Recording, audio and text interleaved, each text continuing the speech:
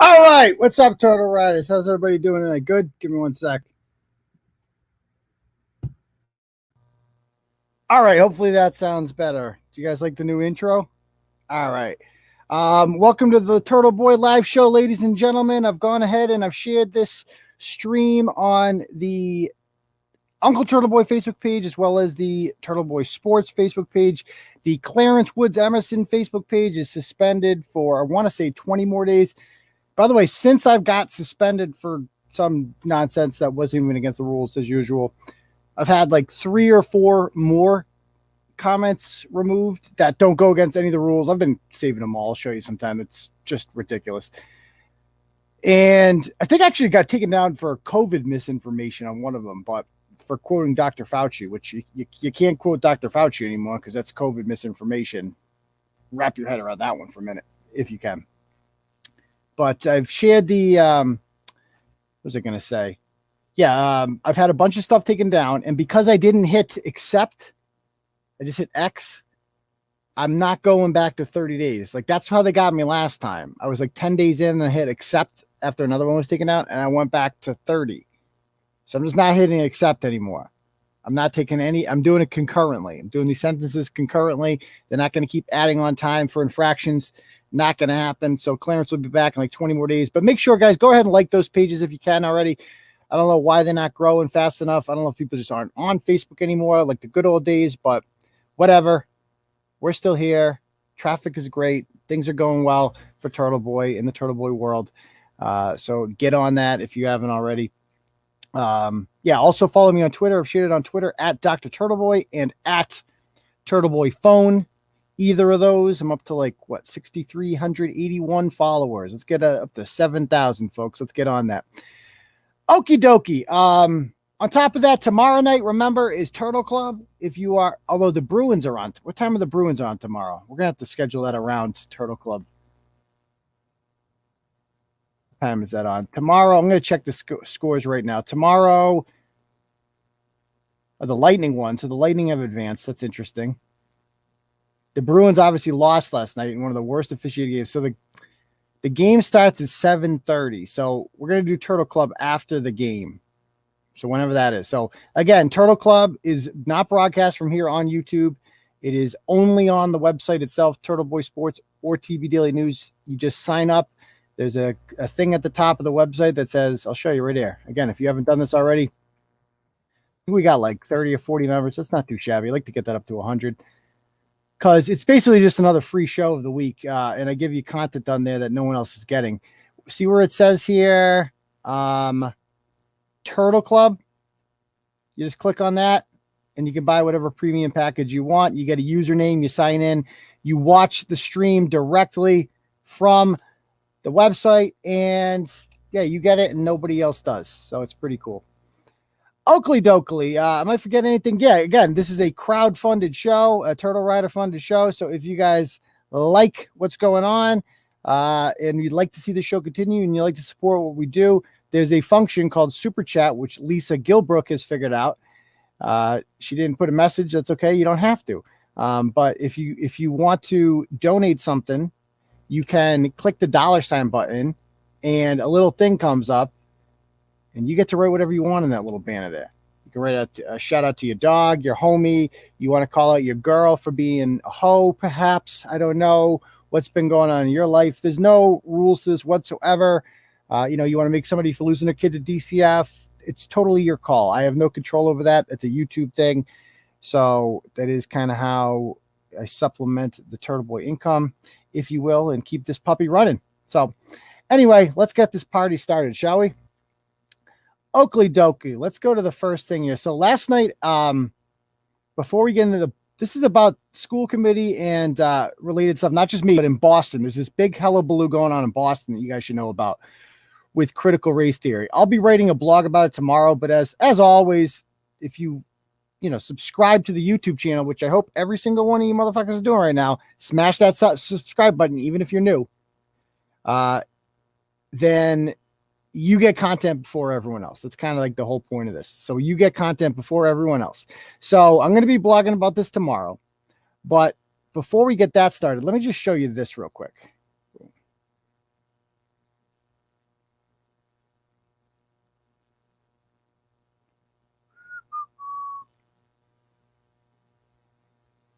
So there was an open seat last night there's an open seat on the Wachusett Regional School Committee from Holden.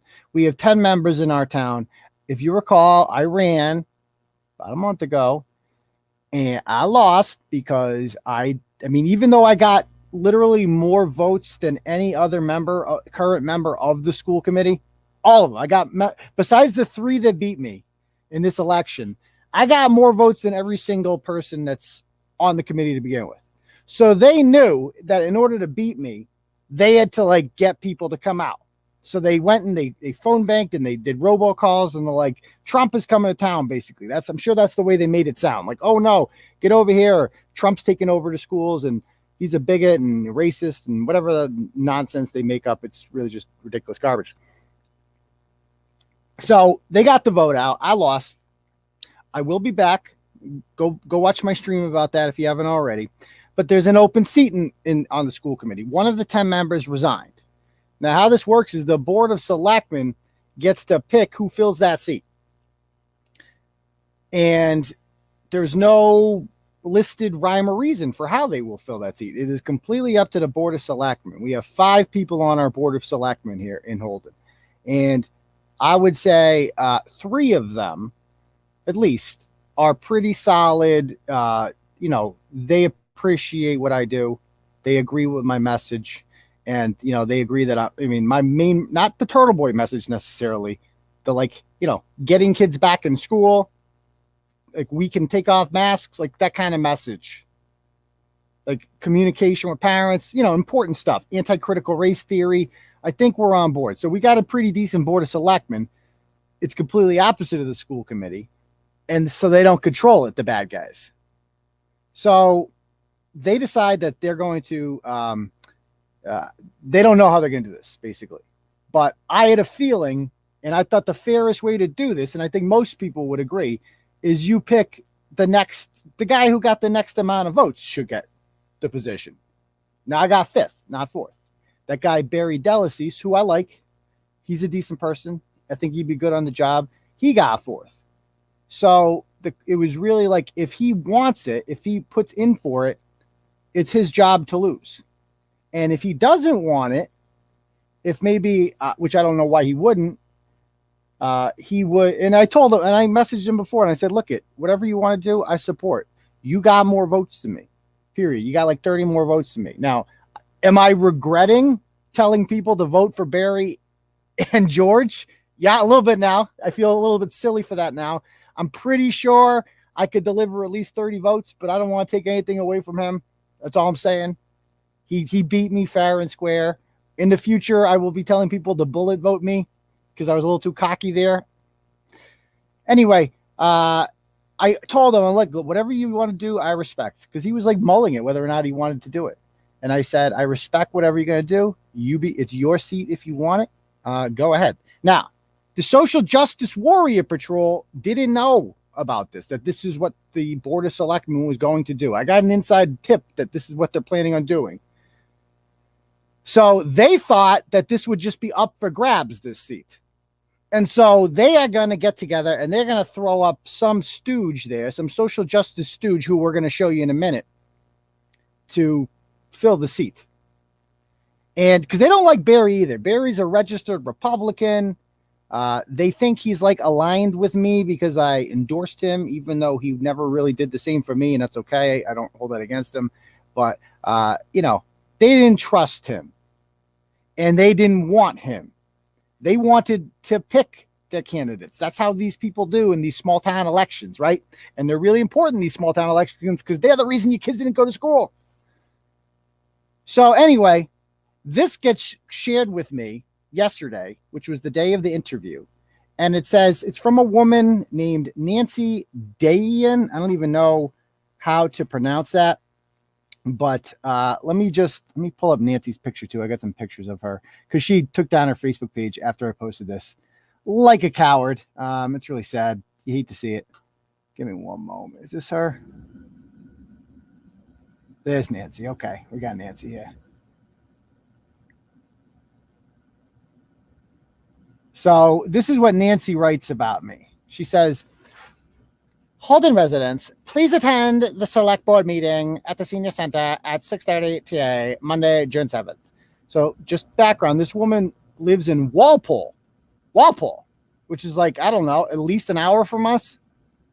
It's next to, I think, Foxborough and Canton or somewhere over there. Norwood. I think it's somewhere in that pocket.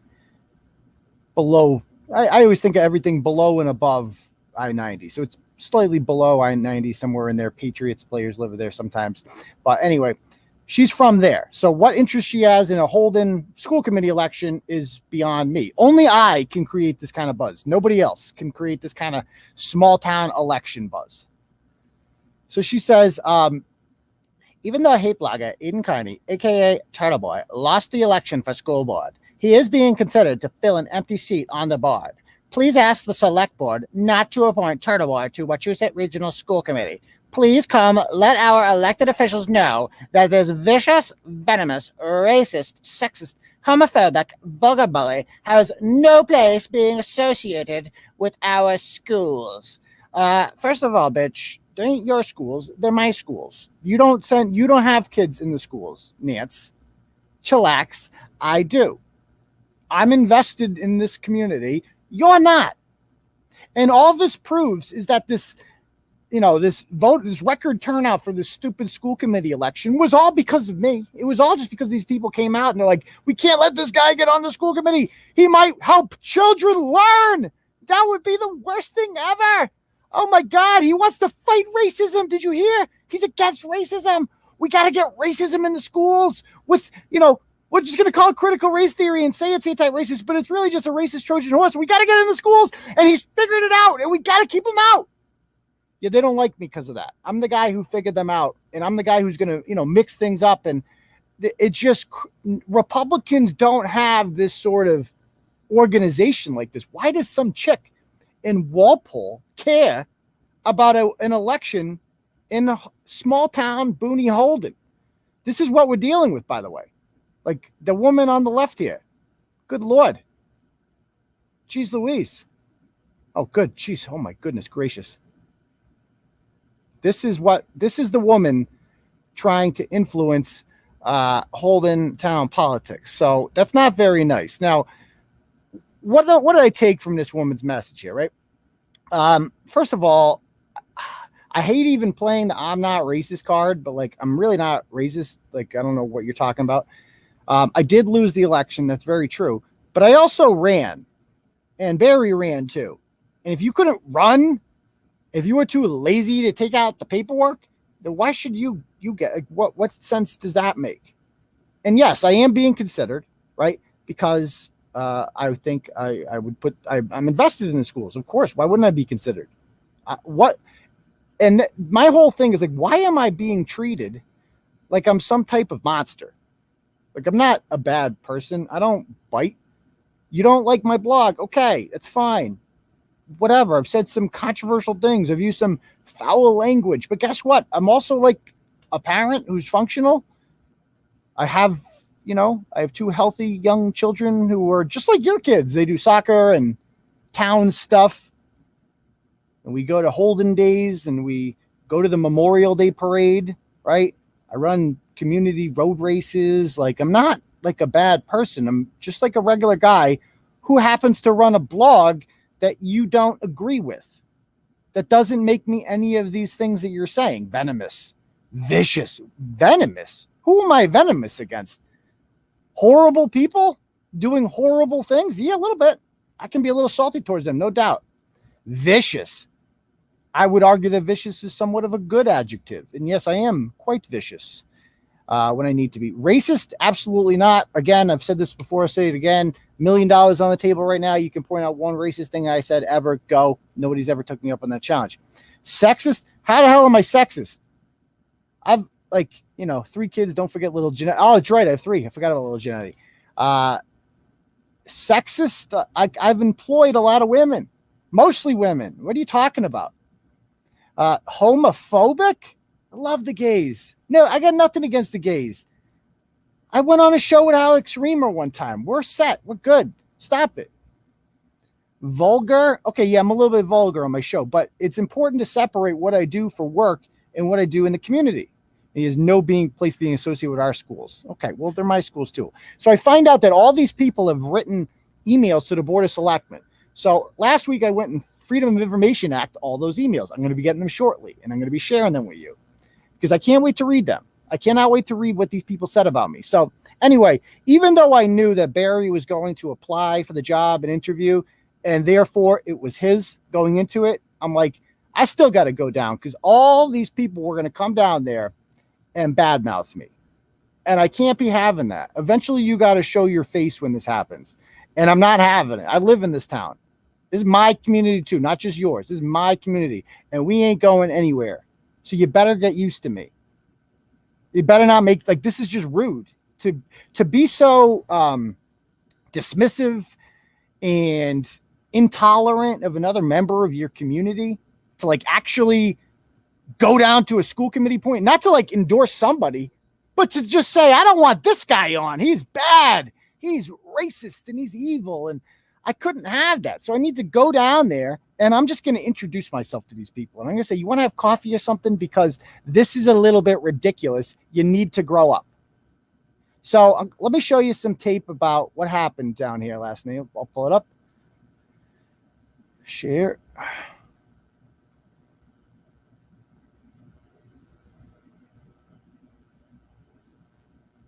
All right. No, he's okay. Okay. So this is the first guy to speak. Now, let's see what he has to say.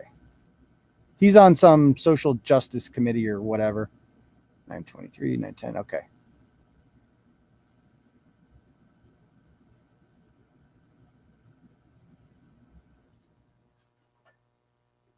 Let's play it. O'Malley. I live at 19 Southview Road. Can you guys see that?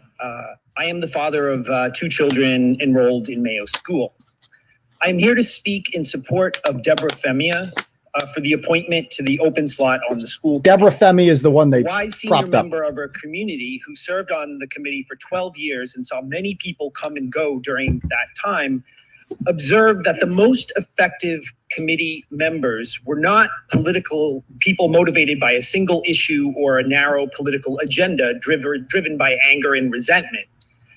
Such folks usually do not last long, lacking the temperament to deal with the complex and incremental nature of the work. So he's saying that I'm angry. I'm driven by one issue. I don't know what that one issue is, but I think it's many issues, but go ahead.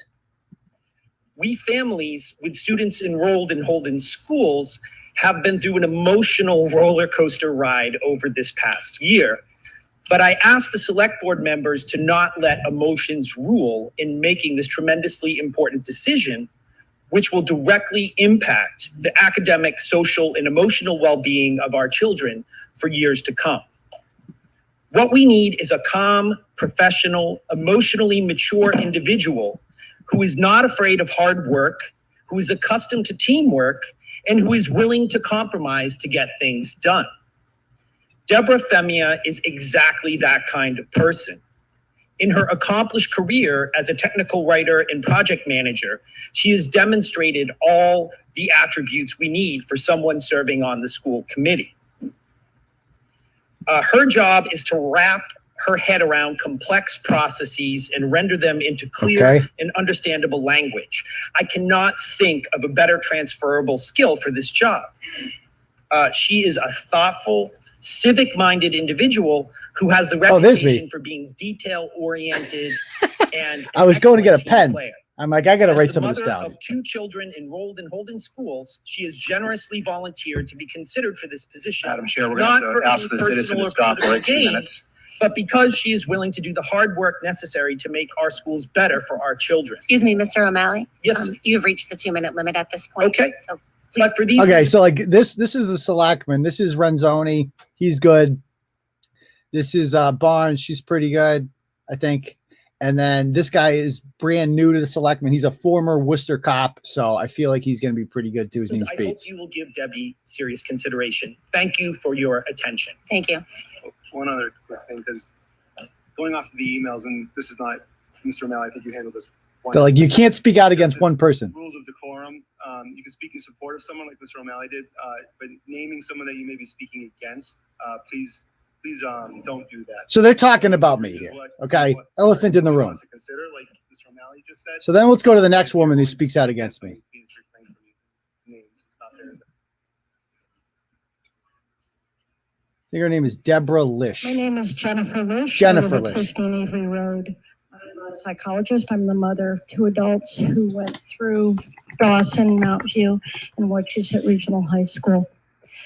Massachusetts General Law 26.00 specifies that public school districts will encourage respect for the human and civil rights of all individuals, regardless of race, color, sex, gender identity, religion, national origin, or sexual orientation. So I think she's getting at me. Specifies that the school committee and the superintendent must actively strive to prevent discrimination and harassment on any of those bases. I'm a Jew. My ancestors came here in the 1890s to flee pogroms in Eastern Europe. I used to The teach way about those. a pogrom is violence committed against a small group of people by a larger group of people that's condoned or tacitly accepted by authorities. The way a pogrom gets started is to speak of a group of people as if they were subhuman. Okay, so she's comparing me to the Nazis. In case you guys haven't figured it out, we're off to a good start here. She's saying that everything that they're saying is about me. Everything is, they're there to oppose me. So she's saying that a pogrom is basically the precursor to the Holocaust. Pogroms have been happening, wiping out Jews in large amounts throughout Eastern Europe in the early 1900s.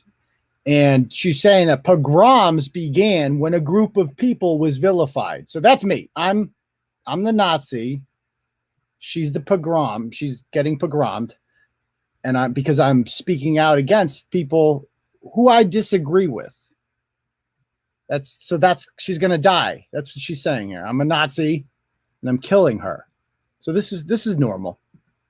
To treat them with contempt and hostility. Contempt. And have that be accepted by the larger group or by legal authorities. I am here to urge the select board to consider whether candidates for this position on the school committee have a history of treating other people in their public statements with the kind of respect and dignity that is required by the Mass General Law. I am so sick of these people and their hypocritical nonsense. What they don't realize is like 7 or 8 of these people showed up to just shit on me, to make me seem like I am this toxic subhuman person who is a danger around their children. And yeah, I can take it. But, I'm not going to lie. Part of that stings a little bit. Like what? Like I'm just trash. That's what I am to you. I'm just trash. And it's okay. Like I don't write. This isn't some writing on a blog thing. This is you saying this on public record at a town meeting. You're saying that I'm going to kill you. I'm going to murder you. I'm that dangerous to you. I mean, and I'm the person who is offensive. These people are the biggest hypocrites and they don't even see it. They don't even see it. They're like, it's borderline evil. And not a single one of them came up afterwards and introduced themselves to me. Not one. So she goes on. And that is consistent with basic decency in this community. An individual who has a history of referring to other people's personal characteristics. Me? And speaking of groups of people with extreme hostility. Okay. And contempt as if they were not humans. Let's not forget what Nancy said. So I speak to people with contempt as if they're not human. Have I ever said, please come let our elected officials know that this vicious, venomous, racist, sexist, homophobic, vulgar bully has no place being associated with our schools? Oh, yes. Oh, yeah. You're the good guy here, Jennifer. You're the good person here. Would not be on the school board. Okay. Thank you. Okay. You're welcome. Next. Oh, wait to see the next guy. Comes up with a mask on. Anyone else? Good evening. My name's Jack. I live at 64 Autumn Circle in Holden. Could you speak your full name, please? He wears a mask. Jack Edelman. Edelman? Yes. Jack I Edelman. would like to echo the statements made by Ms. Lish. I'd like to urge the town select board to consider whether certain individuals who have been nominated for the school committee have a history of being, say, open and unabashed bigots who run a tabloid blog with journalistic integrity of the New York Post. Okay, so that's a new one. A bigoted, what do you say? With the New York Post? For the school committee have a history of being, say, open and unabashed bigots who run a tabloid blog with Open and unabashed bigots who run a tabloid blog with the integrity of the New York Post, which, by the way, broke the Hunter Biden story, which was suppressed by the media and turned out to be 100% true. And if you saw the media today, Hunter Biden also likes to say the N-word a lot and refer to his dick in the third person. And the New York Post is the only one that reported that. But yeah, they're just tabloid because he said so. Alexander Hamilton founded it. It's the fourth largest newspaper in the country, the oldest newspaper in the country. But, you know, this guy doesn't like it, so it's just tabloid. This 25-year-old man with a ponytail wearing a mask on who showed up at a school committee meeting, at a selectman meeting. He has no children, of course. He has nothing invested in this community at all. Yeah.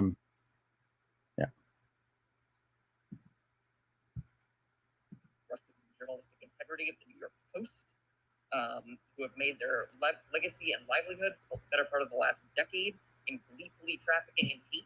Gleefully trafficking in hate. Was that how you guys would describe what I do? Gleefully trafficking in hate? I would say I'm gleefully trafficking in truth. I gleefully traffic in exposing people doing bad things. Sometimes I'm not gleeful about it. Sometimes it's quite sad. But yeah, seeing people like Kylie Kirkpatrick go to jail, I'm gleeful over that.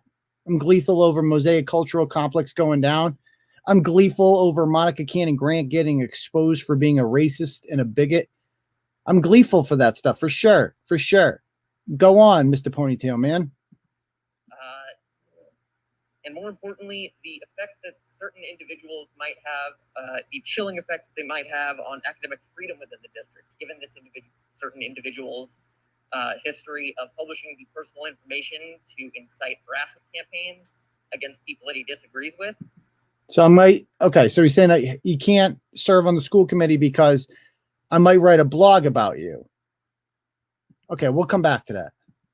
I believe that might have a cooling effect on the free and open flow of discourse in our schools. And as a citizen of Holden who went through our public school system, I would consider that to be a serious concern of mine. Thank you for your time. Thank you, Mr. Edelman. Okay, thank you, Mr. Mask Man. Jack Edelman. Okay, now this older guy comes up and wants to talk about me too. My name is Jesse Campbell. I'm here with my wife, and all white, by the way. I have two children who went through the whole Wachusett Regional School system and graduated from Wachusett High. And I'm here to speak to the appointment of the school committee appointment. I echo the statements of Ms. Lish and Mr. Edelman. And I just want to say that, obviously this is a very important appointment. Member of the school committee, just like members of the select committee, really represent the town of Holden and represent all of us. You see that comment? Represent the town of Holden, represent all of us. He points to the crowd. Everyone there is a liberal. Everyone there is an activist. Everyone there is a social justice warrior. I probably didn't have a single vote in the whole crowd. But that's what he means. That's what they mean by like us. Like, well, we run the town, right? Who's this guy over here with a different opinion? What? He didn't buy into the COVID hysteria. He thought that children should be in school. He doesn't believe in critical race theory. What? No, that doesn't represent us. It's my town, not his town. Why should I share the town with him? He's a bigot. He's a bigot. He's not a person. His opinion doesn't count. He's trash. You can't let this dangerous trash on. Don't let these people's nice demeanor fool you. They're mean. They're not nice people. They're not nice people. And notice I'm holding my tongue tonight because somebody has to be the bigger person here. Somebody has to be the adult. In making this appointment, it's important to have a diversity of thought, but I think there's some basic things that we all agree on, and that is that we would expect members of the school committee to be held to a standard that we would hold, frankly, to our school administrators, who they oversee, to our teachers, even our students. And I do understand that there's one person that you're considering, I won't name. Me. But who has exhibited conduct that we wouldn't condone in certainly administrators, teachers, or students. My understanding is this person ran for the school committee. Yep. People of Holden were given the opportunity to decide whether this person should be on the school committee, and they chose not to elect this person. So I would urge this committee to consider someone other than the person who I have not named. Thank you. I got 720 votes. That is more than 7 of the 10 current members. Last election, the winning person had 335 votes. So yeah. Looks, if we're doing it by that, technically I should be one of the 10 because I got the 5th most votes of all candidates for school committee in the last 3 years, pal. So sorry you're so consumed with hatred towards me. I have nothing against you. Let's have coffee sometime. And I think one more lady gets up to bash me. And last week I did send an email to the members of the select board. They all look the same, don't they? Good evening. My name is Karen King, and last week I did send an email to the members of the select board, and I thank the member that did respond and said that they received that. But I'm here today to speak about your important decision tonight on appointing someone to fill the open school district committee position. I've spent the last 40 years and recently retired from being a senior manager in the nonprofit and public sector here in the state of Massachusetts. Nonprofit and public sector. By the way, notice a theme here. Like all these people who voted for me, a psychologist, right? People who work in academia, people who just graduated from college and live with their mom, people whose kids have graduated from the schools. Those people did not vote for me. People who voted for me were people like you, like me. I probably won the 30 to 50 crowd pretty easily that have kids in the school and who are invested in the schools. These people, they're just invested in power. They don't care about the schools. They don't have kids in the schools. What do they care about the schools? All the schools are to them are a way to maintain their property value. That's all it is. You have good schools, your property value goes up. You have bad schools, your property value goes down. That's all the schools are to them. So who is more invested in the community, me or them? State of Connecticut. And what I found during all of my career and during the many hirings that I had in supervision of staff from senior managers through line staff is that in addition to wanting to hire people who have excellent skills, who have experience and expertise, it's just as important that we bring people on either in a paid position or in volunteer positions such as the school committee, who are committed to and who espouse the mission, vision, and core values of the organization. So one of the core values of the organization of the Wachusett Public School District is that they should, function, that the schools should open. That seems to be one of the biggest core values. I'm all for that. You voted for the people who shut them down because they have a D next to their name. So you don't actually care about core values. And by core values, of course, they mean liberal values, social justice warrior values, critical race theory values. Everything with these people is coded. Everything they say is bullshit. Just understand that. Listen to what they're saying. And I spent some time over the last couple of weeks taking a look at the strategic plan of the Wachusett Regional School District. And I'm assuming that the candidates for the position might have done the same. So in particular, I think it's important that the board appoint an individual that espouses the core values as outlined in this plan. And the core values, as is noted in the plan, represent the heart and soul of the school district. And I'm quoting from the actual plan. Okay, let's hear it. Their importance should not be underestimated. They form the foundation for all the actions that the district takes. They are the underpinnings of beliefs, how the district operates, how it works with people at all levels, and what the district envisions as its purpose. So as you consider each candidate tonight, please review their professional history, their personal beliefs and actions, and their community involvement to ensure that the individuals who have put themselves forward have a commitment to the standards set forth with the values. Okay, let's talk about community. Asima Silva, who I ran against, sends her kids to Thomas Prince School in Princeton. She does not send her kids to the Holden Public Schools. So you want to talk about community? I actually send my kids to the Holden Public Schools. Asima Silva does not. I show up, I go to soccer practices on Saturday at Davis Hill. I'm there every Saturday. I'm going to be doing town basketball. I'm going to be doing Little League. This is going to be my life. I'm extremely invested in the community. So who are you to say that I'm not, lady? I am the future of this town. You are the past. And you might control it now with your bullying tactics and your glasses and your coded language. And I get that. But I'm not, and your smiles and your fakeness and all this stuff doesn't change the fact that at your core, you are nothing more than a hateful, bigoted, anti-conservative bigot. I mean, that's all you are. Anti-conservative bigotry is real. And that's what these people have. They look down on you if you dare to leave the liberal plantation. That's the way they view the world. That are outlined in the strategic plan. Thank you. Thank you. Okay. So let me skip to my part here. And during the interviews, because we get to go up and interview, and they asked Barry's first and they talk to him, and then I'll get to mine. All right. And then we'll get to the other lady. Where's mine? Okay.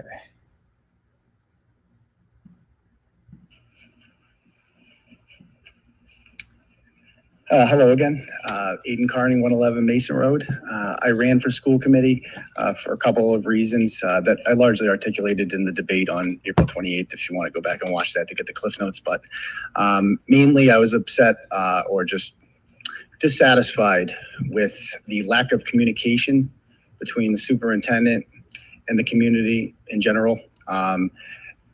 The lack of communication between the school committee and parents. The night before that school committee meeting in November, I emailed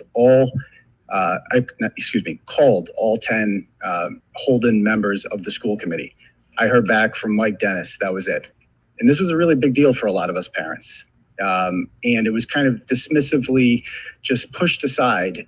And I agree with Barry that I believe if parents did not flood the school committee meeting with emails demanding that the schools reopen, I don't think they would have reopened. I don't think they would be fully reopened if Governor Baker hadn't mandated it. And so I think we need bold leadership that we don't have right now, because closing the schools was an easy decision to make. It took no thought, it took no imagination, whereas opening the schools would have required creativity, plans, solutions. There were alternatives. You could have opened each school and had kindergarten, 5th grade, and 9th grade go in first. Let the new kids to the school who had never been into the school have the school to themselves for a month. There were different ways that you could have experimented with this rather than simply closing down the schools and pretending as if sitting in front of your computer, a child sitting in front of their computer, is somehow an appropriate substitute for education. My daughter cried every day. And it broke my heart. It broke my heart. Every day when I see her get off the bus now, she has a huge smile. As soon as she takes the mask off her face, she has a huge smile from ear to ear. She tells me what she ate for lunch. She couldn't wait to get on the bus the first day of school. She tells me about what they did for specials. Her eyes light up. And all I can think about is how the first 5 months of her educational career were stolen from her. She was sitting in her room doing jumping jacks and jumping over a piece of paper in a gym class. And I said, we moved here from Worcester. I heard a school committee member mention, well, this is how Worcester is doing it. We moved from Worcester because we wanted better than Worcester. We did not come here so that we would follow Worcester's lead. And so I believe that the position should be appointed to somebody who ran, because all three of us, we came out, we knocked on doors, we met people, we campaigned. We came out here for the debate. We articulated why we wanted to run. And yes, all three of us lost, but we all got over 700 votes, which is more than anybody else got. And we took the initiative to get out there and do it because we thought that our kids deserved better than this. There hasn't been a contested school committee election in Holden in I don't know how long. I went back about 10 years. There were other elections where 3 write-in candidates had won. So finally, there was some enthusiasm for this election this year.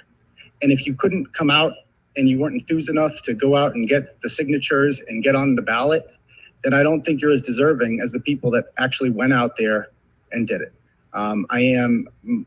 My skills getting on the school committee, if I was appointed, I am a leader. I'm an Eagle Scout. I'm the oldest of 7. I'm used to growing up and being in charge and delegating responsibility. I'm also a 11-year veteran high school teacher. I was an active union member. I had a pretty successful career at Shepherd Hill, the Dudley Charlton Regional School District, as well as teaching underprivileged students in Worcester at an alternative school. So I've dealt with all walks of life. I feel like I've dealt with it pretty successfully. I've built my own business outside of that.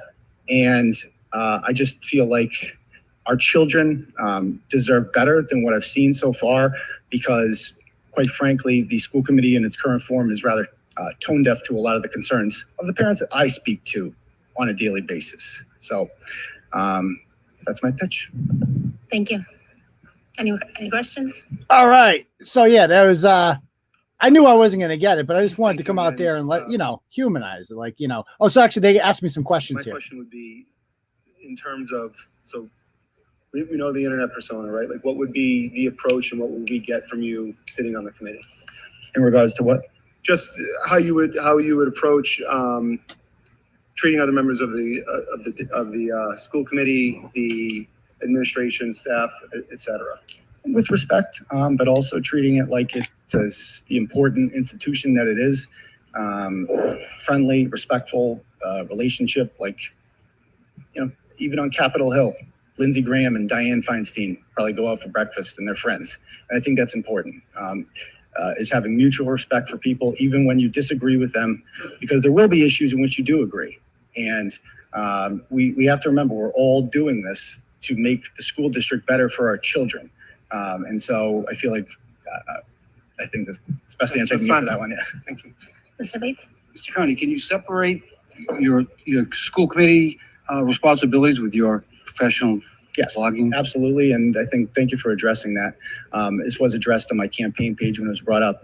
I'll make it very clear, and that is a pledge that school committee business, if I were to be appointed to there, would never be discussed in my professional, what I do for work on that platform. Thank you. Anything else? No? Okay, thank you. Yes, I thought that was important to point out, right? And I think that's a fair concern, right? Like if you are, people are afraid of me. I mean, unfortunately they are. People are always, I don't bite. Trust me, I don't bite.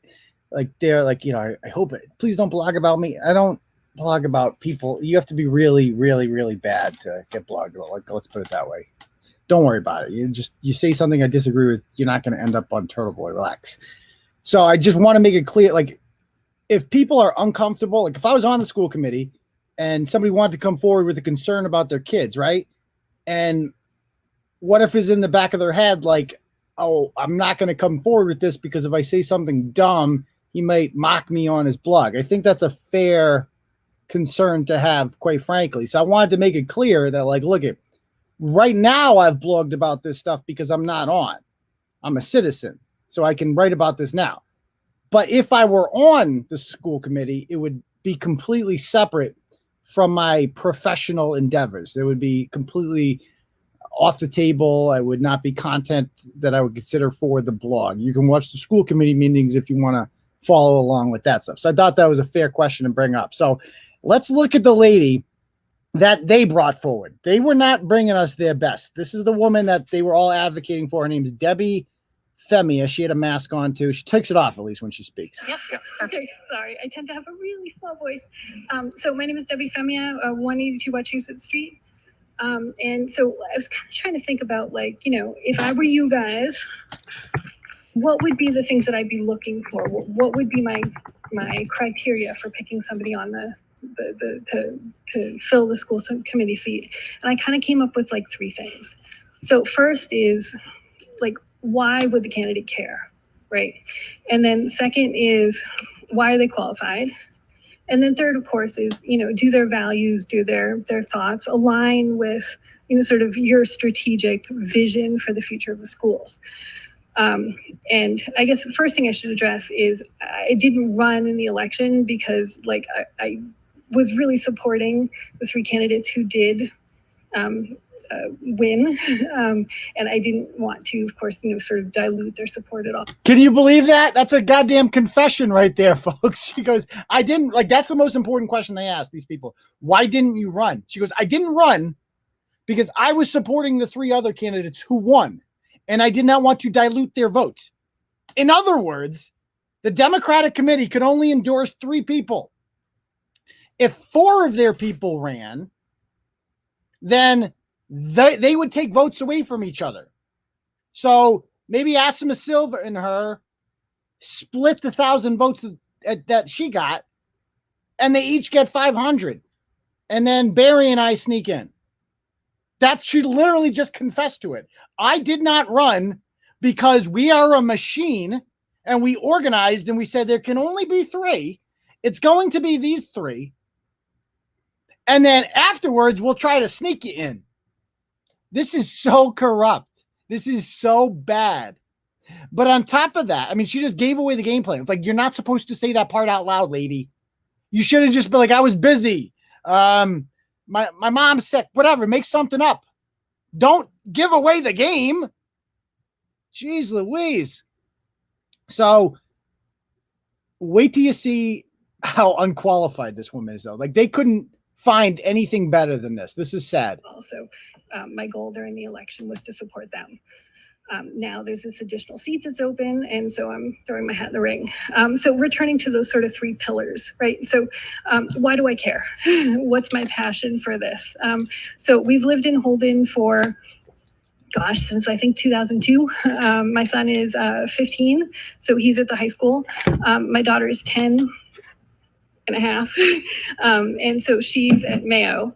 And so clearly I'm very invested in their schooling, their futures, the curriculum that that they're going to be receiving. What will they be taking away from their schooling here in the Wachusett district?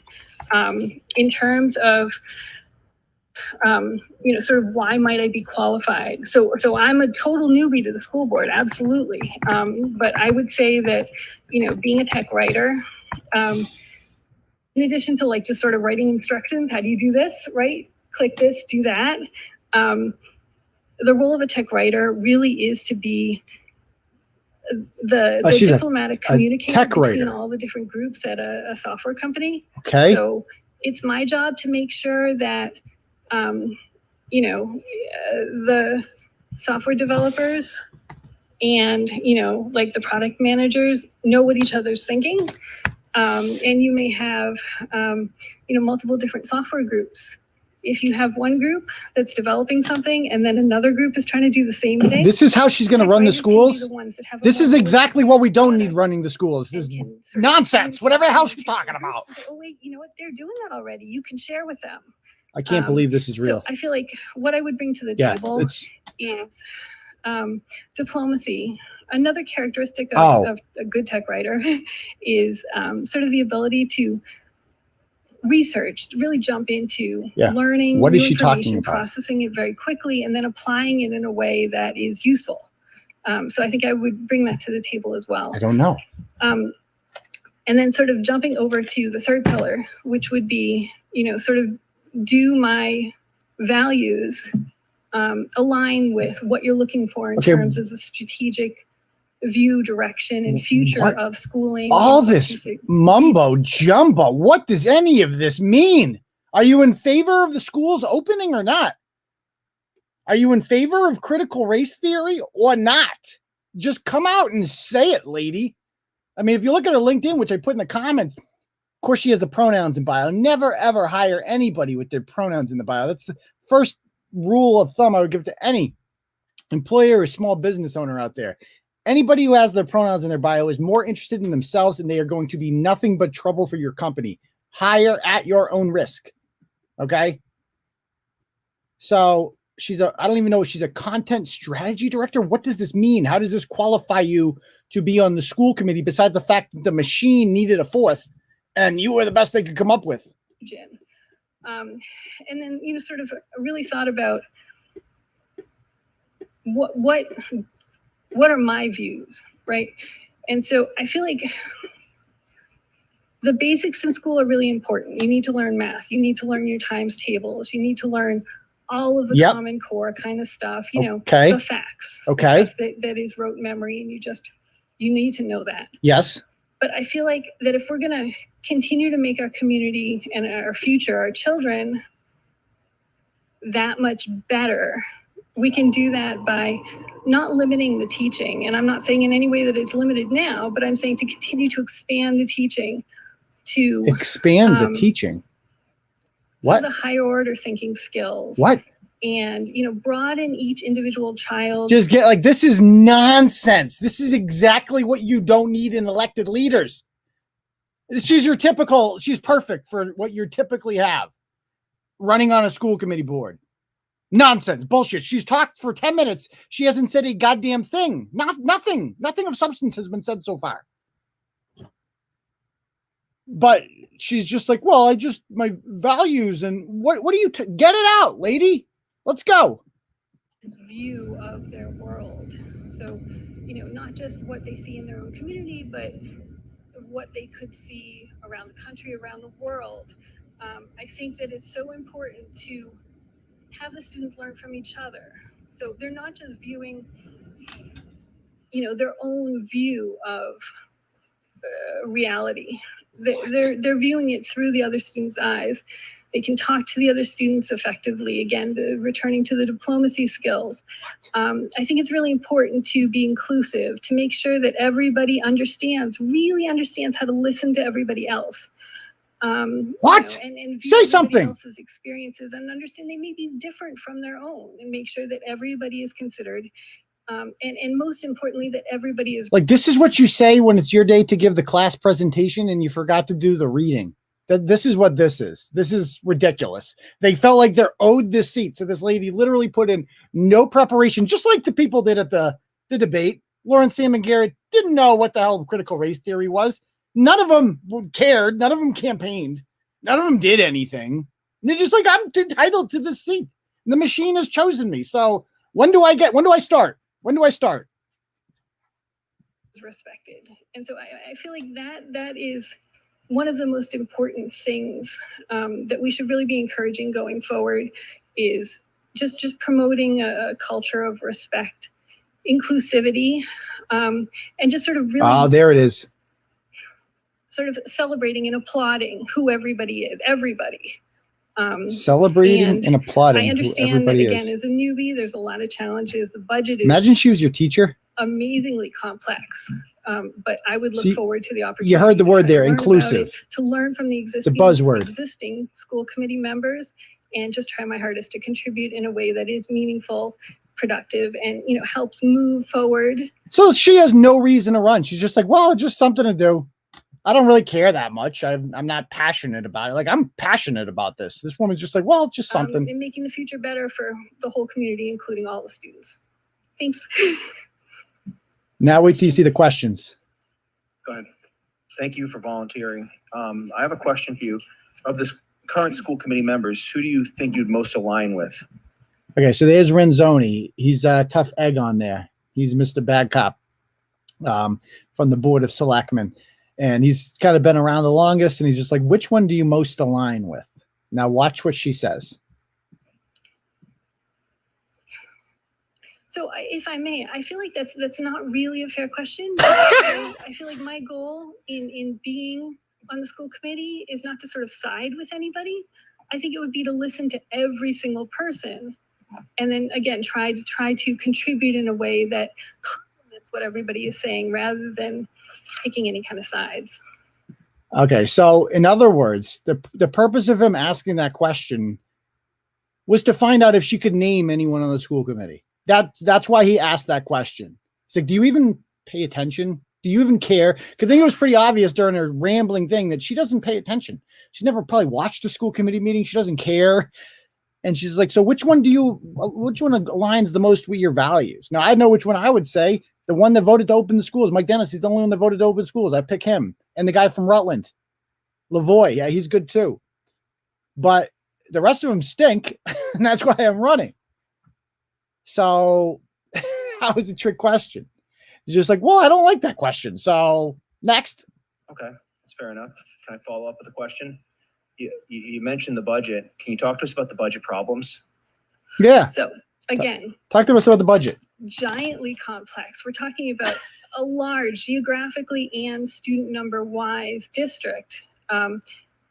And even just beginning with, I think what is maybe one of the most immediate problems that we need to really solve, whether it's something local or more likely involves, sort of working with the state, is a transportation issue, which I think has been and continues to be a really significant challenge. And again, skip a few seconds here. In holding us back from some of the other goals that we have. Is a huge problem.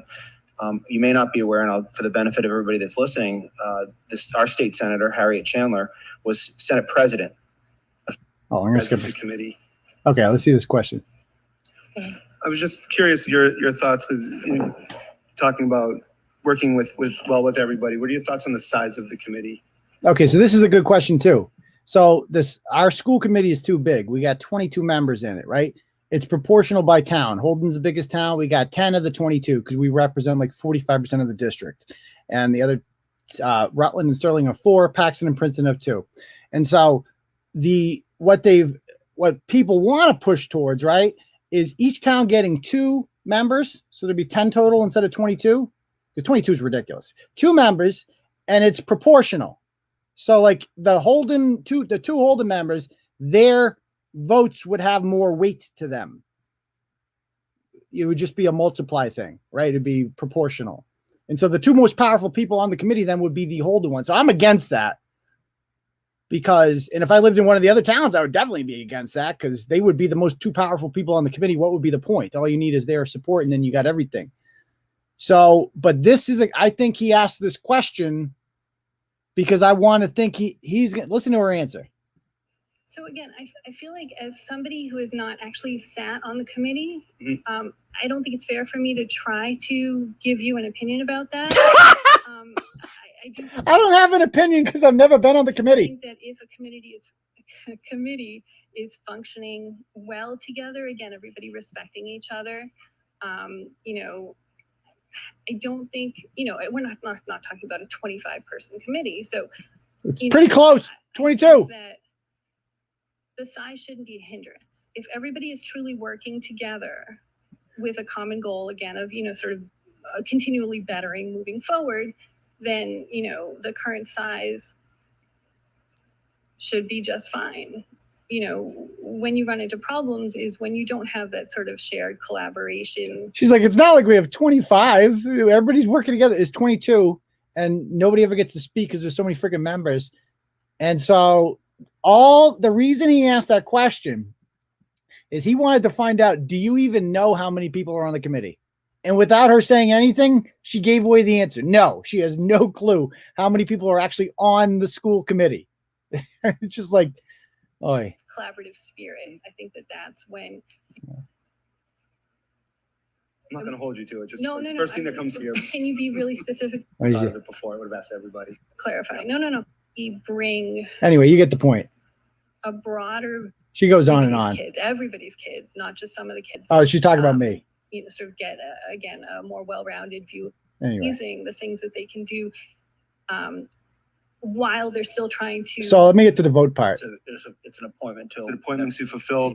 Line to me is on our separate way. All of it. Your background is from. So they're going to vote for Barry. The educational. He votes for Barry. I just impress on Barry. This is. He votes for Barry. A lot of the times, the school committee members saying it loud.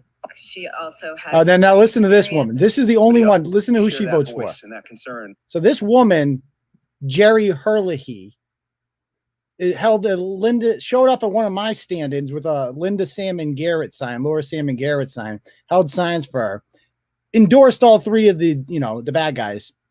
And then listen of to the this. resident of Holden. So I'm going to support you as well. Selectman Early. I just wanted to offer, as I would be in support of Mrs. Femiar. I think she also has great experience. I would be in support of Mrs. Femiar. If you watched, guys, what we just watched, that rambling, incoherent nonsense, and you still voted for this person, you're like, you know what? That was the best person. Yeah, that was the best. Yeah, she's the best. She didn't run. She has no clue what she's talking about. Doesn't know anything. Rambles on about nothing. I'm going to vote for her. You are disqualified. You're bad too. You are not doing your job as a member of the Board of Selectmen. You are letting your party politics influence your decision, and the children will be harmed by that. That woman, you think I'm a danger to children. That woman is like putting a child behind the wheel of a car. That woman has no idea what she's doing or talking about. And you're going to vote like, well, the party's telling me to. This is how machine politics works, guys. Telling you, get with it. This is why Democrats win elections, because they're just like, yeah, I don't care how freaking bad that lady looked. Yeah, it was a complete train wreck, but I'm going to go ahead and vote for her anyway. Oi. Experience. I think the technical writing. I think she's good technical writing between the board and the school committee and the citizens. A couple of other things. She is the only candidate who has contacted us in the past, over the past 5 years, about the budget. I've contacted all of them. So I know that she's been following the challenge. Just a liar. She gets corrected about this way before this. Your mic's off. There you go. Oh, that's fine. I've heard from Mr. Delacies before, asking questions before he ran. Okay. I've contacted Levine and Renzoni about this she stuff. Also, I think for me anyway, I heard from more people in support of her. I think she has a lot of support in town, and I think we are here to make a decision, not just for the five of us, but for the town and the district and what we think. He's heard more people, and they give it away, folks. That's why you have to be active in your town politics, because they control everything. They send emails. They're active. They show up to these meetings. Show up to your meetings in your town. Get involved in your local town politics, because tyrants like this think they run the show. Like, I guarantee whatever town you live in, you probably have someone just as bad as that woman running your school district. Get them out of there. Get them out. You deserve better. Speaking of, let's talk about the Boston School Committee. We got a little more time left. I want to talk about this. I'm going to get into the story more tomorrow in a blog. But I don't know if you guys have seen the news on this out in Boston, but it's been kind of a big story. Let me bring it up here. Stop screen, share screen. Okay. So, this woman, her name is Lorna Rivera, and she's on the Boston School Committee. The Boston School Committee is not elected. They're appointed somehow. I don't know why. Sometimes it's actually less corrupt to appoint school committee members, because you got, you've seen what machine politics has turned into, right? Just the biggest idiot gets on. The machine gets behind you and you win. But the Boston Public Schools are big into critical race theory. That's the new push, and social justice and the equity buzzword. That's the big thing. All kids have to end up at the same spot, etc.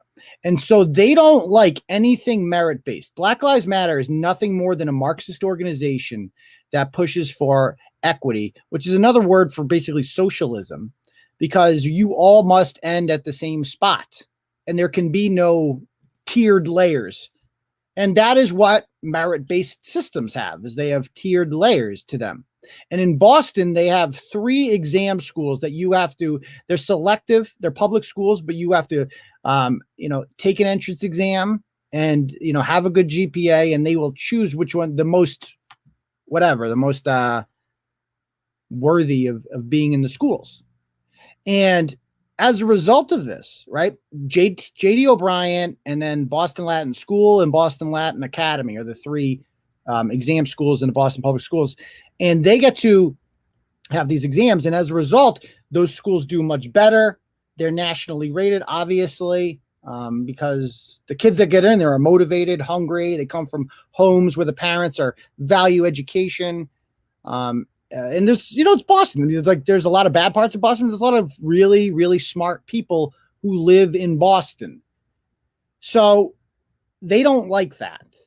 They don't like that because the schools, these exam schools, O'Brien and the two Latin schools, are disproportionately filled with kids from neighborhoods like the Back Bay, like Fenway, like the North End, and like West Roxbury.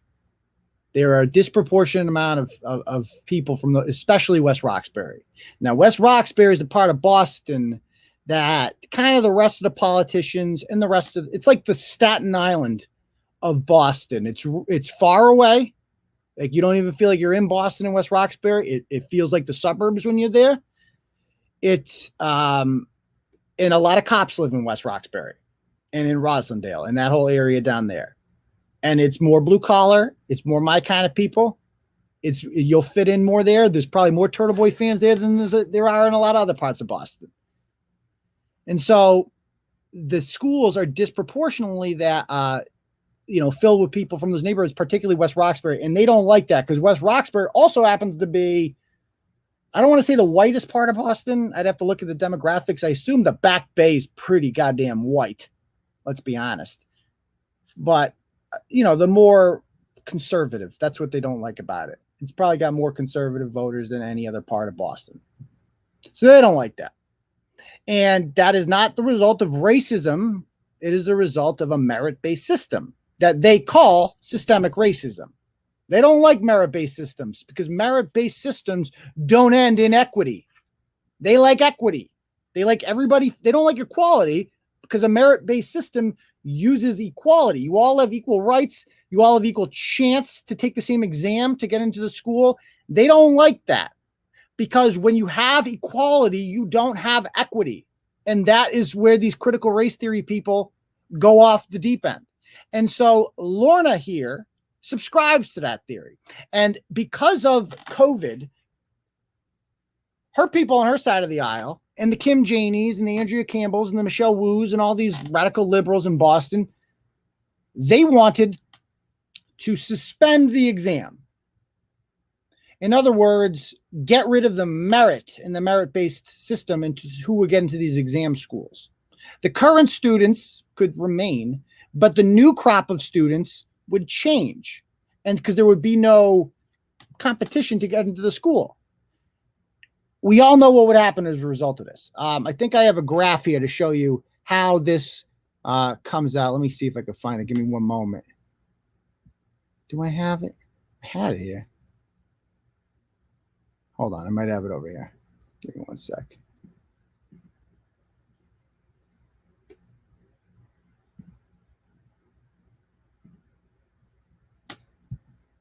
Is this it? No, I don't need that. Give me one moment. Nope. Don't need that one. Where'd it go? Time out. Hold on. Just had it.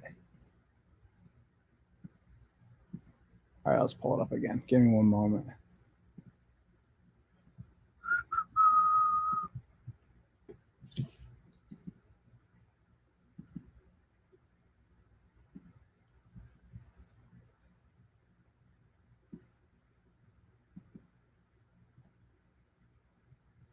Okay, here it is, I think.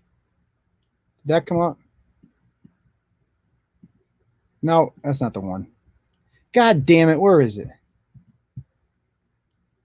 Hold on. One moment. Is this it? Swear I got it in here somewhere, I promise. Don't go anywhere. It's going to be good. There it is, right here. Okay, cool. Download that and download that and boom and boom. All right, here we go. Let's check out these charts.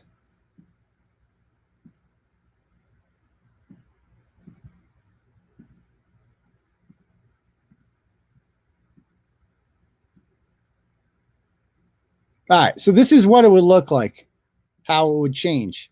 In 2021, you see neighborhoods like for instance, Roxbury. And this part of Roxbury With the exam, 27 Roxbury kids in. Without the exam, 50 Roxbury kids get in.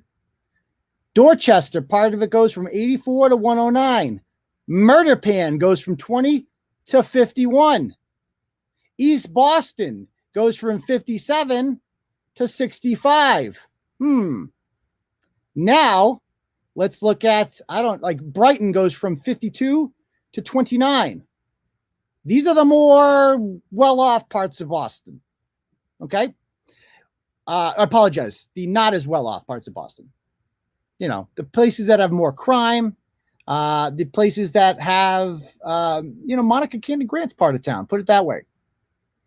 Now, let's look at other places. Brighton was one of the other examples, a place that went from 52 to 29. West Roxbury would go from 133 to 69. So that means 60 to 70 kids who would have gotten into Boston Latin or J.D. O'Brien from West Roxbury are now not getting in because less qualified kids from Roxbury are taking their places. And there's an obvious racial component to this that goes along with equity because these schools are disproportionately white and Asian. And they don't like that. They don't like that because it's not, they're like, well, this is racist. It's not enough Black and Hispanic kids in the school. But it's like, it's not that the schools are turning down Black and Hispanic kids. It's that they are not scoring as highly on the examination. So what are you supposed to do about that? Well, let's just get rid of the exam. Problem solved. This is how these people get equity. They're communists. That's how they are. So this woman, her name is Lorna Rivera. She's at this big meeting where all these West Roxbury parents get up there and they voice their concerns about this. They're not happy. It's not fair to their kids who are being punished for the name of social justice. And by the way, they're using COVID as an excuse for this. They're hiding behind COVID, but it's really just part of their bigger plan. So she is a professor of ethnic studies. This is from the Boston Globe. Of course she is. Of course, this is what she does. She works in higher ed. She's a professor of ethnic studies at UMass Boston, who was appointed to the school committee in 2019. She submitted a resignation Friday. Okay. That October evening, prior to Lecanto, so there was another guy in the school committee named Lecanto who was on a hot mic and he was white and he made inappropriate comments about Asian people and he had to resign because of that. And it was probably, you can't make fun of Asian people at a school committee meeting. You can't do that. You got to go, buddy. Sorry, you can't do that. Especially if you're white. That's a big no-no, as we're going to see. And however, that evening, prior to Lecanto's hot mic comments, Rivera and Alexandra Oliver Davila, who's now the chair of the school board, have been texting each other about the historic nature of the hearing where the committee approved a temporary change in the admission standards for the city's exam schools, including eliminating the standardized test requirement for entry. Best school committee meeting ever, Oliver Davila texted Rivera. I'm trying not to cry. The exchange happened as they listened to the outpouring of support the proposal had elicited, including moving testimony by Dr. Ibram Kendi. Why is Dr. Kendi there? Because, Mr. Equity, I have a sport jacket on without a tie, and I have long hair, and I talk like this, so I must be very smart. Can you please give me $10 million so I can run my equity nonprofit? Oh, God, these people are such freaking scam artists. Why is this millionaire running the Boston and deciding, educational opportunities for kids in West Roxbury? He doesn't like them because they're white. I hate to tell him that. Okay. So anyway, back to these people. They said, wait until the white racists start yelling at us, Rivera texted back. Whatever. They're delusional, texted Oliver Davila. I hate West Roxbury, she texted Rivera again in reference to West Roxbury. I am sick of Westy Whiteys, Rivera replied. Me too. I feel like really saying that, Oliver Davila texted. You are a leader in your community. You're in charge of children's education opportunities. And you're like, I hate all 35,000 people that live in West Roxbury. I hate them. I hate them. I hate them. I hate them. Like, that's literally, these are the same people telling you, like, we must end hatred. She's like, I hate them. I hate West Roxbury. I hate them because they're white. Like, let's be honest. Let's just call this what it is. Anti-white racism. That's what it is. And it's okay to a lot of these people because, as we're going to see, you can't be racist against white people. That's what they love to say. So, these texts have not been made public, but Oliver Davila and Rivera had turned them in to city officials in response to a Globe Public Records request last fall. About a week ago, Oliver Davila learned that their West Roxbury text exchange, which was withheld from the Globe request, had been leaked. A local reporter filed a public records request for those texts. Rivera and Oliver Davila apologized profusely for their inappropriate texts in an interview. Now they are about to be released publicly without meaningful context. What does that mean? Without meaningful context?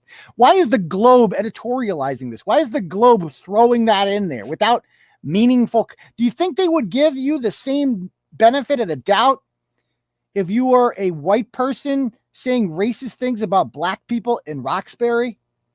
Would they say, well, what's the context for us? No, they wouldn't care about the context. They spent 4 years taking Trump out of context. How many times have you heard the very fine people lie? Yeah, that was taken out of context too. Because right before that, he said, I disavow white supremacists. So everything is out of context. But this was not. And he goes, she goes, I felt like it was a strategy to leak the texts at this moment, said Oscar Davila, who is of Argentinian and Nicaraguan descent. Who gives a shit what she's a descent of? That means someone had these texts for a long time. I do feel it's being weaponized against the equity work that we're doing. What? Your own racist words are being weaponized against you. So you can't call out her for being racist, because if you do, you're weaponizing her racism against her. Donald Trump should have said that. Like, why are you weaponizing my racism against me? Huh? What? That means they had those texts for a long time. They haven't. They put in a public records request and they couldn't get them. Did the Globe? Yeah, thank you. Did the Globe ever do any context of the Monica Cannon Grant comments? Huh? About right? Yeah. Can you put into context riding white penis for a credit score? I'd like to hear more about that. Yeah. So she's like this, I'm an equity worker and they're weaponizing my words against me. I was never seeking any political power, Rivera, who is from Puerto Rico, said about the school committee appointment. They were both honored. Yeah. In the weeks leading up to the admissions, school committee members received many letters of racialized discourse opposing any potential change to the school exam admissions policy, which education equity advocates have called to reform for years. AKA Dr. Kendi wants to get rid of the merit-based system because too many white and Asian kids win that. So when it's fair, when the rules are fair, white people and Asian people win. So we got to make it so it's unfair, so we have equity and an equal amount of black, white, Puerto Rican, and Asian people all get into this school. That's fair to them. This is reverse discrimination at its finest. See, these are examples of racist emails that were sent. This is reverse discrimination, one read. The proposal is a criminal act against taxpayers. All lives matter. Ala Davila said her texts were written in a moment of so much negativity about our children of color. That's the hate mail they got. All lives matter. Yeah. Those are the racist things that they received. Now is what the Globe says. Expressing hate towards a whole demographic or neighborhood is in and of itself racist, and being the target of racism and saying racist things are not mutually exclusive concept, but it's also a matter of degree. There's a stark difference between bias, prejudice, and racism. Oh, shut up. It's not an excuse, Olive Davila said. But the worst year of her life was when she attended a school in West Roxbury in the 7th grade and was bullied for being Latina. It was constant bullying, calling me spick, following me home, and trying to beat me up. So it's not an excuse, but here's my excuse. See, she's racist against West Roxbury because she used to live there and people were racist to her, and she never got over that. First of all, she's probably making this up. We have no way to validate whether or not it's true. But she literally is like justifying her own racism because, oh, well, people were racist against me one time, so I can be racist. It's cool. She doesn't even think it's a big deal. Since February, she's received a barrage of threatening messages and hateful social media attacks. Nope, she hasn't published any of those. The harassment was such that she filed a Boston police report and a UMass security report. One was deemed a viable death threat, Rivera said. So we'll just take her word for it. Sure thing. Rivera, I mean, it's just unbelievable. It's unbelievable that these racist women who are up there vilifying an entire section of Boston have the nerve to go back and make this all about them. They're the victims here. And the Globe, with their biased bullshit, is buying into this. But yeah, that's fair. That's fair. How about this? While Rivera and Oliver Davila texts, while inappropriate and hurtful, reflected their own lived experience and prejudice. Rivera's departure from the school board, where her goal had been to elevate the needs of marginalized groups, aka have more Puerto Rican people on the school board at BPS, represents a big loss. That's why Oliver Davila should say. So the Globe is endorsing a racist. That's what this woman is, a racist. Okay? Well, guess what happened shortly afterwards? Because people at West Roxbury were not putting up with this shit. And this is what you need to do. Don't put up with this shit. Don't put up with it. Hound them. Do what they do. Show up to meetings. Call. Email. Be a pain in their fucking ass. And look at this. She resigned. But guess what? Wait till you read this garbage. At no point does she apologize. This is why she's stepping down. She didn't mention the texts, but wrote about receiving racist threatening emails and social media personal attacks from those opposed to changes in admissions policies in the exam high schools. I am being targeted as a Latina gender studies professor. A Latina gender studies professor. These fucking people. And I don't mean Puerto Ricans and Latinos by that. I mean social justice warriors. It's all they have is identity. That's it. The fact that you have a job as a gender studies professor in which you teach kids something, they're paying you to go to school. And in return, you're giving them something that is not at all able to be used in the grown-up outside world in order to make a living. You're stealing from them. You're taking their money, they're investing in you, and you're giving them shit back. You're giving them a gender studies degree, which ultimately is worth jack dick. And she's presenting herself as like, they're coming after me because I'm a Latina gender studies professor who teaches about racism, patriarchy, and oppression. No, they're coming after you because you're a racist cunt. That's why they're coming after you. Because you called them, you said you hate them. Because of the harassment and overwhelming stress from the school committee related work, my mental and physical health has deteriorated. So I need to resign. So she's very tired from being called a racist. She's tired, guys. Life is really hard. That's why I fucking laugh whenever it's so hard for people of color in this country. No, it's fucking not. This is the worst you have to deal with, being called out for your fucking bullshit. Fuck you and your fake imaginary oppression. It's all you have. It's all you have. Now, the mayor, who, in case you didn't know, is African-American woman. That should be applauded because, we applaud people of their further phenotype, not for what they stand for. Kim Janey says that the texts were unfortunate and unfairly disparaged members of the BPS community. But she went on to praise Oliver Davila and Rivera as dedicated stewards of the committee and passionate advocates for Boston families. As women of color who advocate for racial equity in our schools, I also understand their comments were made in the wake of death threats and unacceptable racist attacks that were frightening, offensive, and painful. So it's okay. It's okay. Yeah, so they're a little bit racist and bigoted, but it's okay because they got death threats. Sure, we're literally making that up. They didn't receive a single fucking death threat and nobody was racist towards them. But that's all they fucking have is this like, well, they made me do it. They disagreed with me. They're racist. Sadly, their departure also leaves a void in Latina leadership on our school committee, and I had determined to address. AKA, there's 2 open spots. I appoint who they are, and they are designated. They are earmarked towards Latina. So white people need not apply for those 2 positions. That's what she means by that. This people talk about institutional racism. Who's controlling the institutions? The mayor's a black woman. The district attorney's a black woman. The congresswoman is a black woman. The leading candidates for mayor are all people of color.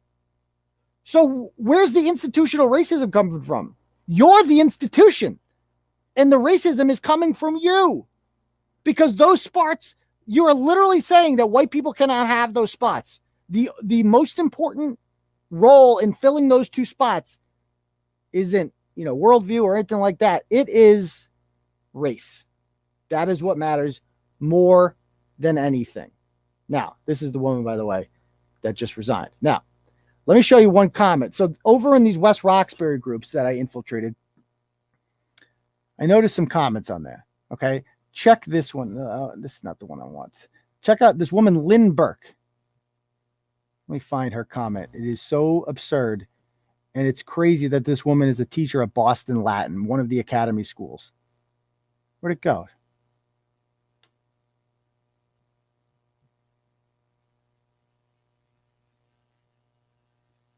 Hold on, I got it here somewhere.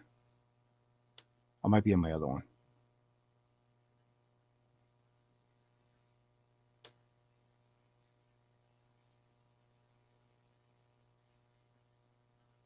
No, don't want that one. Don't want that one. All right, give me 1 sec.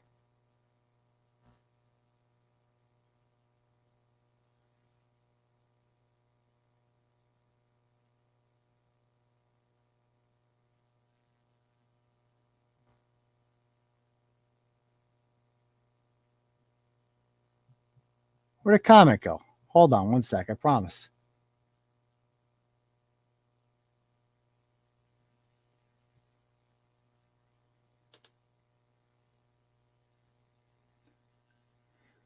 Oi, is this the one?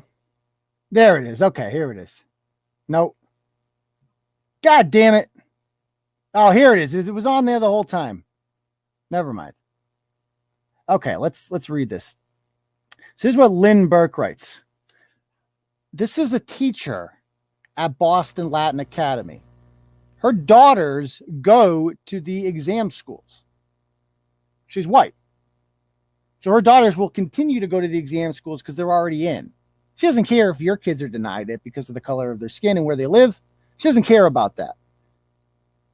But this is what a teacher writes, and she's influencing children. Let's please remember that a person cannot be racist against white people. Stop right there. Stop right there. This is a teacher writing this in public. You can't be racist against white people? What? Period. Racism equals prejudice against power. Who the fuck has the power in Boston, lady? The mayor is a black woman. Her primary challengers, Michelle Wu, Andrea Campbell, are women of color. The congresswoman, one of the most powerful congresswomen in the country, Ayanna Pressley, is a black woman. The district attorney, Rachel Rollins, is a black woman. What are you talking about? They just fired the police chief, who's about to be the police chief, is a black woman. Power? Who has the power in the city of Boston? What are you talking about? Racism. First of all, that's not what racism is, you fucking ignoramus. You're a teacher. You don't get to just make up definitions of words as you go along. Racism is the belief that has a definition. Let's just Google it. Let's Google racism. The definition of racism is prejudice, discrimination, or antagonism directed against a person or people on the basis of their membership in a particular racial or ethnic group. Also, the belief that different races possess different characteristics, abilities, or qualities, especially so as to distinguish them as inferior or superior to one another. White people can definitely be the victims of racism if that's the case, because clearly some people don't like white people. She goes on, white people in West Roxbury are not victims of anything besides being a provincial mindset cloaked in nostalgia. Oh, fuck you, cunt. Yeah, we get it. You're one of the good ones from West Roxbury, right? You're one of the good white people.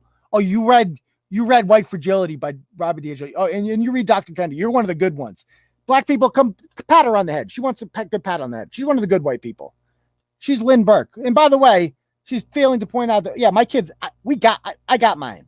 My kids are in the fucking public schools already. They're in the exam schools. So fuck all of you. And no, not all of them. But having attended the Blue Lives Matter rally from the other side of the street, I can say Westy is indeed living up to its reputation. There was a lot of this going around. A lot of this. So, I mean, just look, this is exactly what you pictured this woman looking like every white woman ever. They are absolute cancer. By the way, this is, anyone have any contacts at Boston Latin? I'm trying to get this survey filled out for my students. She's like I said, anyway. All right, let's go to, you guys have any questions or anything? Fire away. It's been a long show.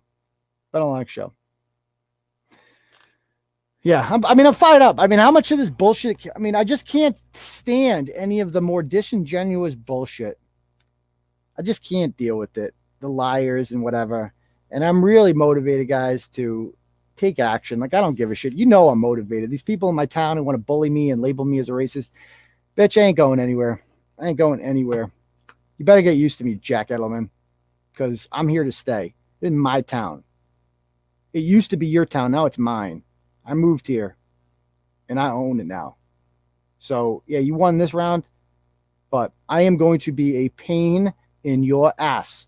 And we can treat each other with dignity and respect moving forward. And I'm down for that. But what you're not going to do is get up in front of a board, a board of selectmen meeting and call me a bigot in a tabloid blog. You're not going to do that, Jack Edelman. Who the fuck are you? Who are you? I don't get disrespected like that and not fire back. Jack. Anyway, you guys have any questions? Fire away.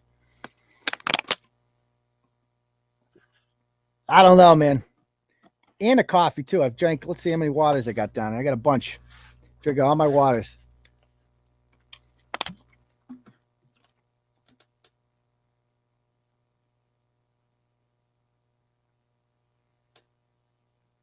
Why do white people hate themselves? Critical race theory, man. They've been taught to hate themselves. It's really sad to see. You hate to see it. I'm neither proud of my race nor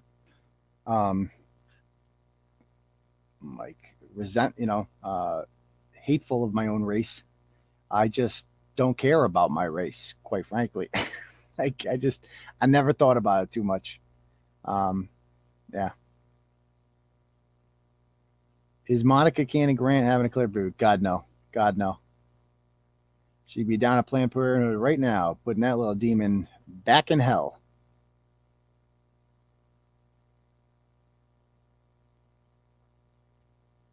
Yeah, it's like, who cares? It's like being proud of your eye color. Who cares about that?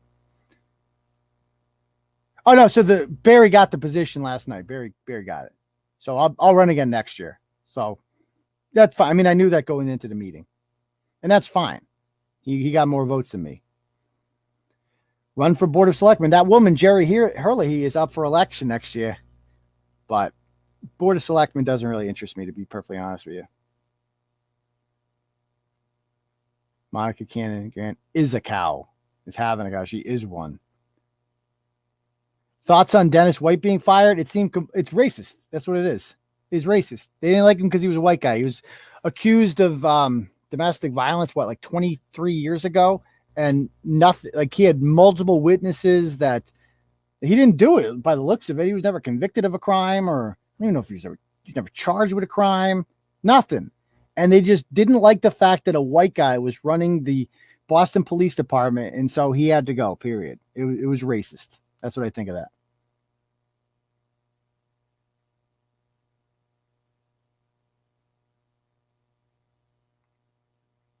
No, the Mikayla Miller story has died out. No new stuff on that. I mean, they haven't sued yet. There's this one woman, I almost want to blog about her because she is literally hijacking this whole thing. And I mean, I told them what I told them. I'm done with it. It's like, I've told them, like, you should sue. You have grounds to sue. You can make a lot of money off of this. But this woman No. Joe knows what he's doing. Man, clearly he doesn't. He hasn't sued yet. So I don't know what's there.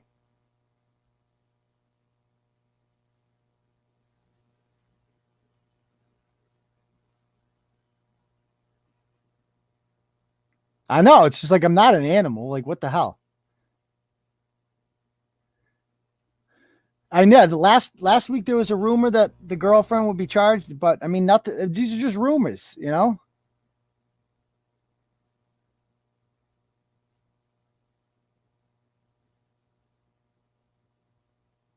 There's always a new person of interest in the Bish case. I feel bad for her family. They just want closure, you know, and they keep getting caught up in these persons of interest. The Molly Bish story really is just wild. I mean, that was when she was my age too. Like when that happened, what the fuck happened to her? I mean, she was raped and murdered, but who did that? Like it's fucking, but there's animals out there, man. Like in Marlboro yesterday on the rail trail. I've walked on that rail trail. It's right near my sister's house. Just a guy just mugged and started. I don't know if he was trying to sexually assault her or what. And that's a pretty public rail trail. It's not like in the woods. It goes through the city of Marlboro. So pretty fucked up. Pretty fucked up. What about that guy who killed his girlfriend and his mom covered it up? Yeah, nothing more about that. Nothing.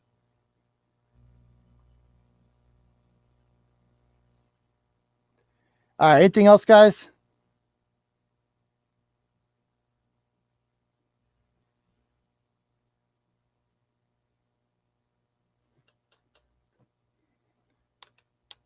All right. I guess we're going to call it a night then. We will see you all tomorrow night. If you're in the Turtle Club, sign up for that. I'll be going live after the game tomorrow, and we'll see you then. Peace, Turtle Riders.